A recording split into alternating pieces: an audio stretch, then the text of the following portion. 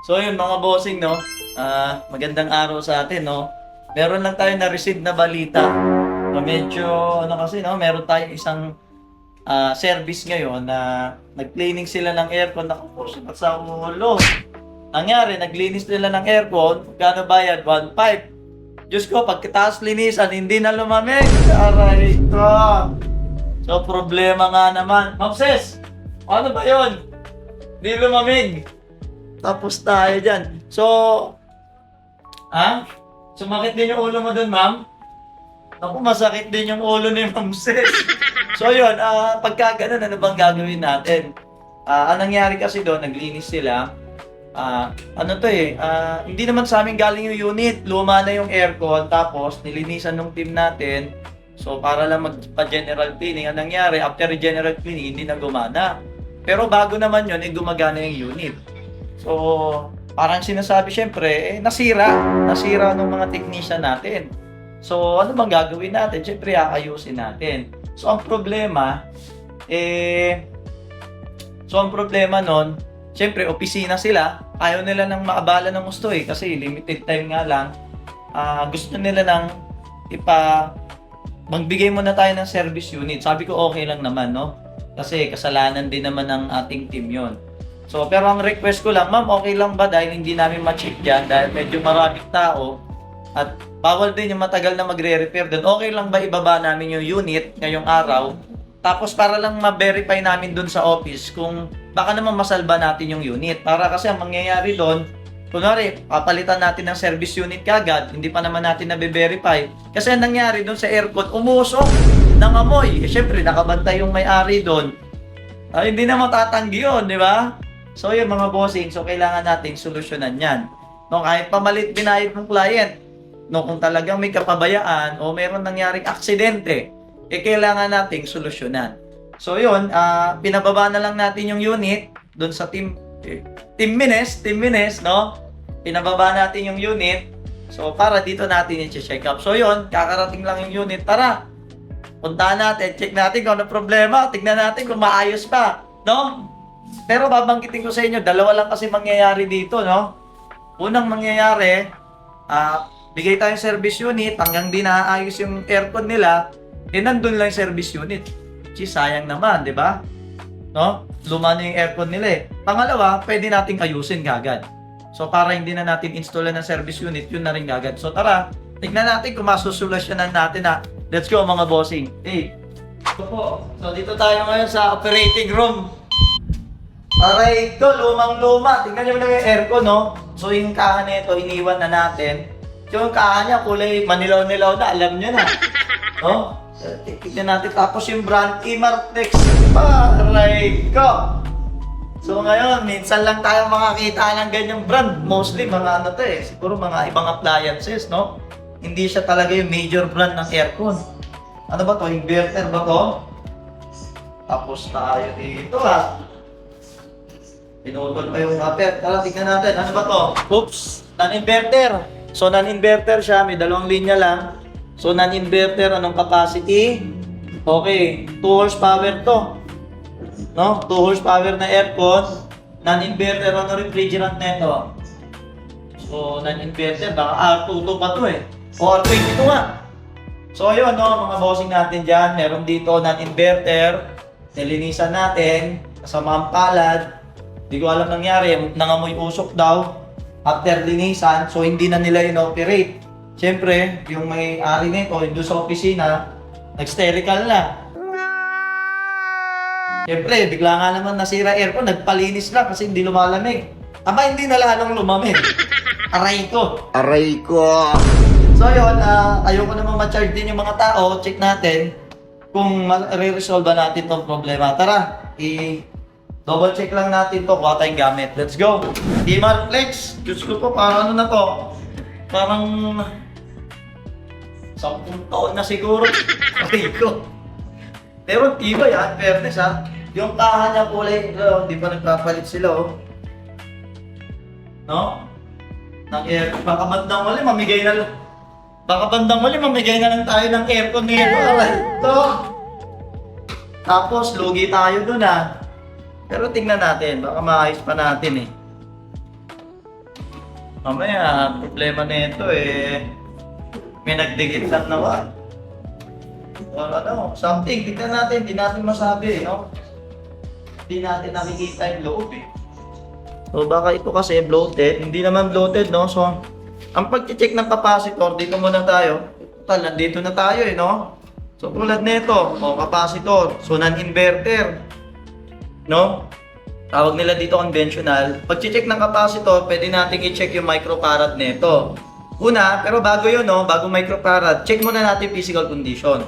Ito ba'y bloated? Pakita mo. Ayan, no? So hindi siya bloated. Pangalawa, ito ba merong mga likido?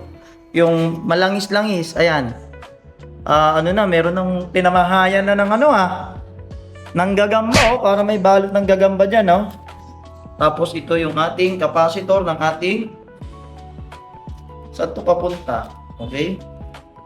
Okay, capacitor ng fan motor. Itong kulay itim na maliit, no?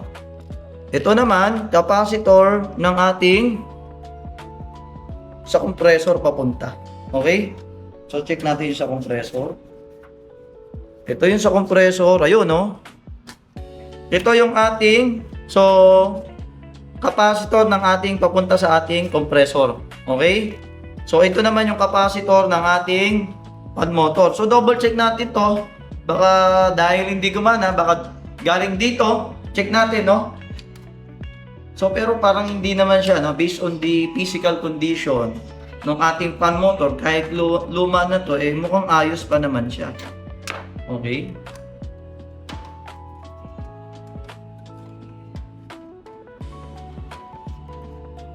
Yan na, meron ng ano. Uy, parang ano to Nako, may langis-langis na, no? May bahay na ng gagamba, oh. Oh. May bahay na, no? Okay, so i-check natin siguro yung capacitor na to. No, kung okay pa to. Sige. Ano ba nakalagay dito? Wala bang nakalagay na sign na ano dito?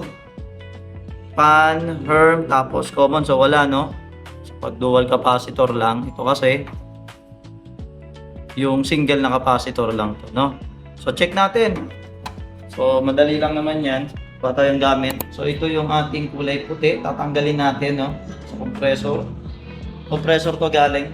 Siguro mas maganda buksan pa natin siya ng buo kung ano yung pinanggalingan na itong puti. Ano tong puti? Ito ba yung ating common? Ito bang blue? Ano pa to?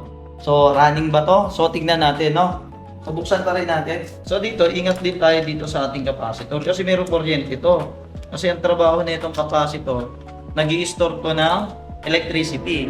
So ginagawa natin dyan, sinashort natin ng paganyan, no? So ito, wala namang kuryente. So, sinashort natin dyan. Yung iba, gumagalaw kagad din sila dito. Minsan, nakukuryente sila kasi hindi mo na nila sinashort. No? Dapat i-short natin yan. Check lang natin.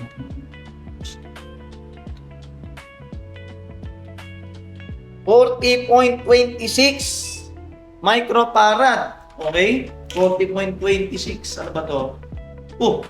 40 microfarad, no? So, okay siya.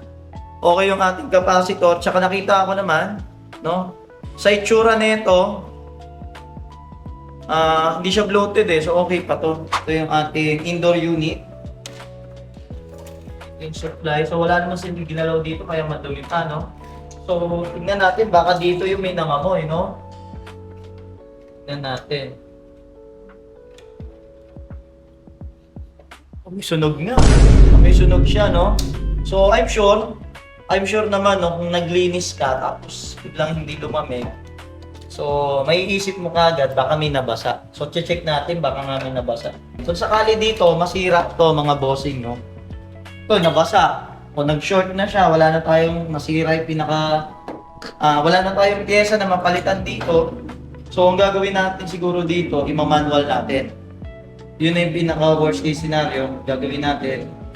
Dahil non-inverter naman to, may replacement to eh. Yung napapalitan ng remote, ewan ko sino nakakalam sa inyo yan. So pwede yun, ganun ang gagawin natin, papaganahin natin, ibayin na lang natin yung remote para mapagana. Isa palitan mo ng buong unit, di ba? So tingnan natin, no? Pero may mga basa-basa siya dito. No? Tapos may, yan ang mga basa-basa siya. Ito rin. May basa, oh. Yung ating... Ito, baka ano to, no? Mukhang ito na problema. Tingnan muna natin to, ha. Naku, putok nga yung fuse, oh. Putok yung fuse. Ewan kung kita sa camera yan, no? So, sana fuse lang. Tingnan natin kung wala nang iba. Nabasa nga to. Nabasa to. So, tingnan muna natin to, no? Actually, pwede naman natin pang yan, no? Pwede naman natin to i-direct. Pwede natin to i-direct. Pa-bypass natin. Pero, double check natin. Baka may mahanap akong ano nito eh. Doon sa mga lumang aircon, salpakan na lang natin. Tingnan natin. At least, may pamalit na tayo. Tignan natin lang ang pirahe ba ito. Kung sakali, bili tayo. Meron tong rating dito. Alam ko. So, may rating dito yan. Ang liit eh. Hindi na ito makikita dyan sa camera, no? Pero, meron to. Ayun, 5A. So, nakalagay dito 5A, ibig sabihin 5 ampere. So, ang pwede nating ilagay din na kapalit nito is 5 ampere din. So, tara, tignan natin, no? Bili muna tayo o hanap tayo. Let's go! Yehoo! Kakarating lang din natin. Wala tayong nakita dun eh. Nagalugkog tayo dun sa mga unit. Ayun na, oh. Dahil kita unit. Kaso iba yung ano niya, iba yung fuse. So, bumili na lang ako sa tindahan ng electrical, no? 5 ampere din naman. Tara, tignan natin. Ayan, tulad ngayon, may mga short circuit kasi ito. Ayun, nabasa, di ba? So umaano siya, pumuputok siya, so nagka-cut off siya.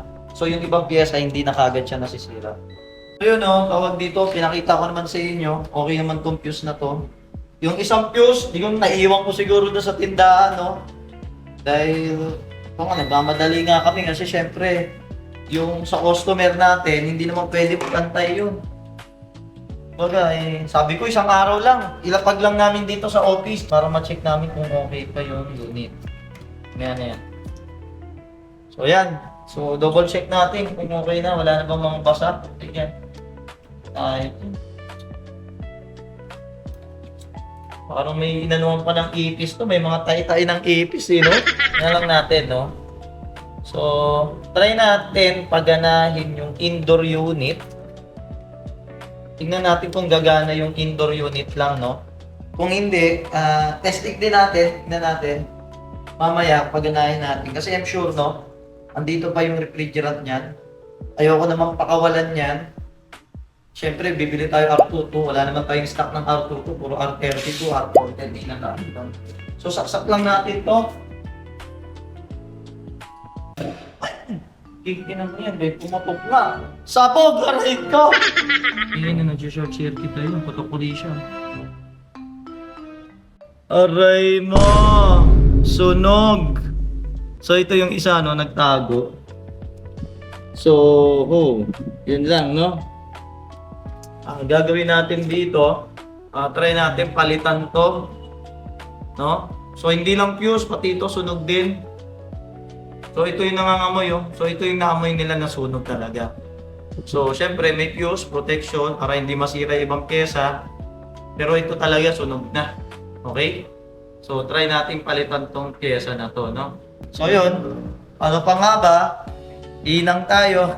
Hanap ng pyesa. Aray ko, so, basically, alam na natin ang sunog niya. Pumuputok yung fuse niya. Dahil ito pa yung isa hindi natin nakita.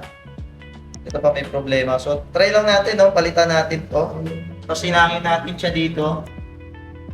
So, pagkahinang natin, tapos testing uli natin siya kung gagana.